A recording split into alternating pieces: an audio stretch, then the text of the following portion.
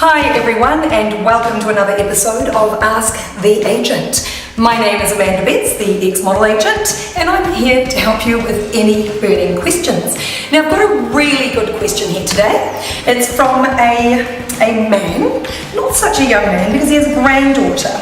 And he says, "Hi Amanda, my granddaughter is such a beautiful girl, but she walks around with her shoulders hunched and makes her look withdrawn and stroppy. I know that. I keep telling her to walk tall, but she tells me I don't get it and that I'm not cool. I'm worried about how difficult it is for her to stand out these days. Do you have any tips for her? Loving but concerned grandfather." Great. Alright, loving but concerned grandfather. Yes, I do actually. I'm just going to pop this down. Hi, loving but concerned grandfather.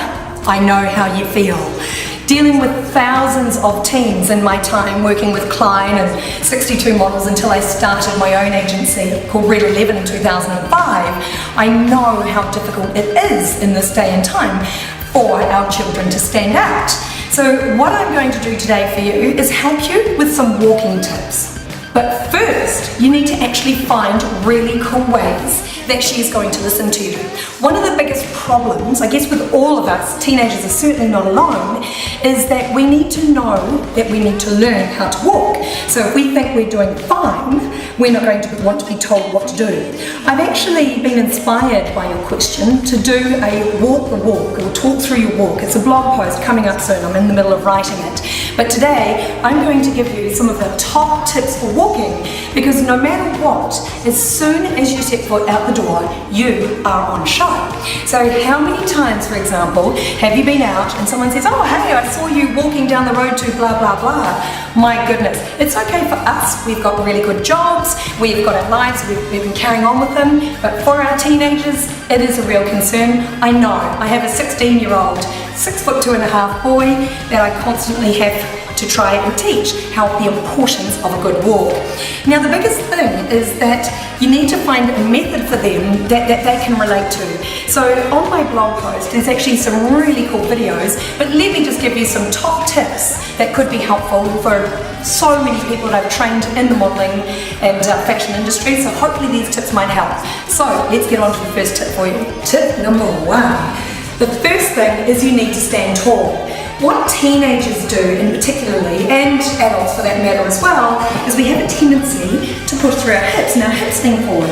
So if you notice, stand tall and without hips dropping forward. It's no longer shoulders back and tits out, otherwise something will be taking over the camera, certainly in my case. But standing tall, the posture is really important.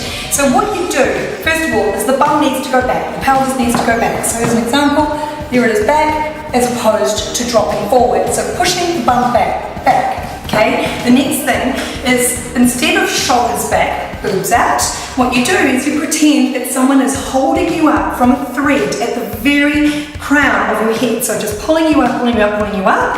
And again, the shoulders are nice and relaxed.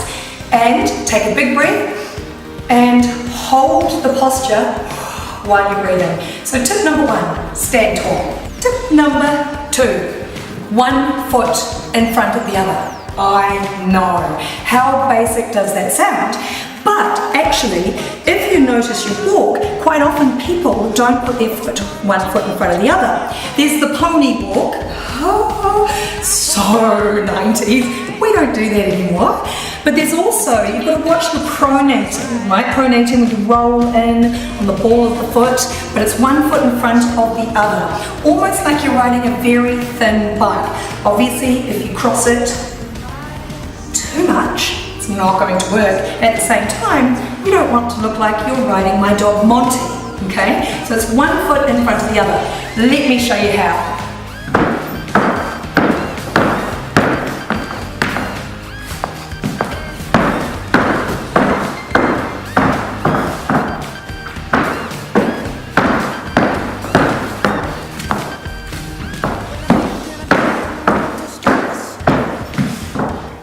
Tip number 3, let go of those butt cheeks.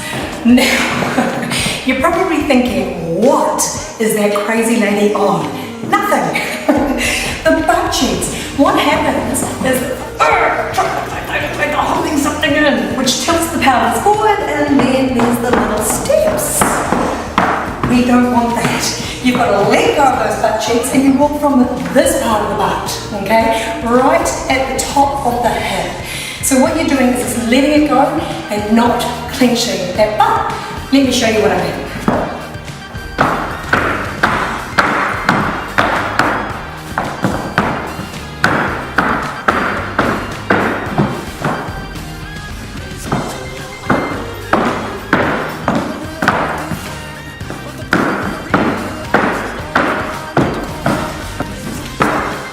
And welcome to your next tip. Your next tip is extend your stride, which is kind of related to the tight butt cheeks a wee bit, but this time what you're doing is pushing your foot out, okay? So keeping your knee nice and straight and pushing your foot out a wee bit more.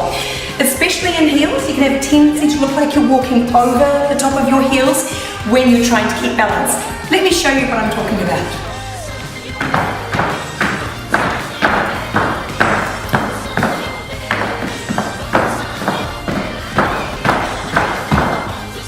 No. Like this. Push, push, push, push. Push, push, push, push. Push.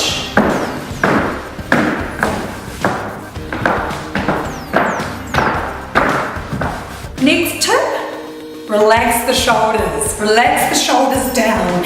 It's almost as if somebody's holding your head and you are just dangling like a coat hanger underneath that. Those shoulders need to be relaxed nice and down, and let your arms move freely. You don't want to look like you are dancing in a big race with your arms going crazy. And also this, the flagging flopping around of the arms. Of course I'm exaggerating, but it's so that you know what I'm talking about. Now another really good trick that most people that I work with don't actually realize that they do, and we're all guilty of it until somebody teaches us what to do, is having our thumb facing forward. So there's my hand if it's that way facing forward as opposed to my thumb facing forward. There's a really big difference. Those hands can be very dominating. No, we don't want to be looking like gorillas dragging our knuckles along the ground, right? So it's facing our thumbs, this part of our thumbs forward, but you don't want to be holding it so tight like you're a puppy. So keep it nice and relaxed and just let it go naturally. Next tip, have a friend video you. There are so many communication devices, camera devices, videos, they're all around us. One of the most fun ways to do this is you get a friend to video you and you video them, because then you see what you look like. Working with a mirror is awesome, but there's not very much that you can see while you're looking in the mirror because all of a sudden you're right on top of it. But if you have a friend video you, practice to your favourite songs. There's some really good ones on the post that I've put there that I think are really cool, and they get you going and get you walking in your stride, and then you walk through music in your head, especially when you need that extra boost of confidence. It might be that you are walking across the stage, you have to accept a diploma, or you might be going to your first interview, or maybe an interview for a really important job. How you walk is really important. So get a friend to video you, practice, practice, practice. I mean, at the end of the day, Dan Carter doesn't just rock up, kick that ball and it's over the post every time. If it's good enough for an All Black, it's good enough for you. Lastly, we've been walking for years and years and years. If you're listening to this, we've been walking for quite a long time. And yet all of a sudden we've got all these things to think about. There's way more tips on my blog post. Just go easy on yourself. Go easy on yourself. But it's really important to practice, have some fun with this, get together with friends who can video you, or if in doubt, get in touch with somebody like me who can actually teach you what to do. Thanks so much for joining me. If you have any more questions for Ask the Agent, you know where to find me.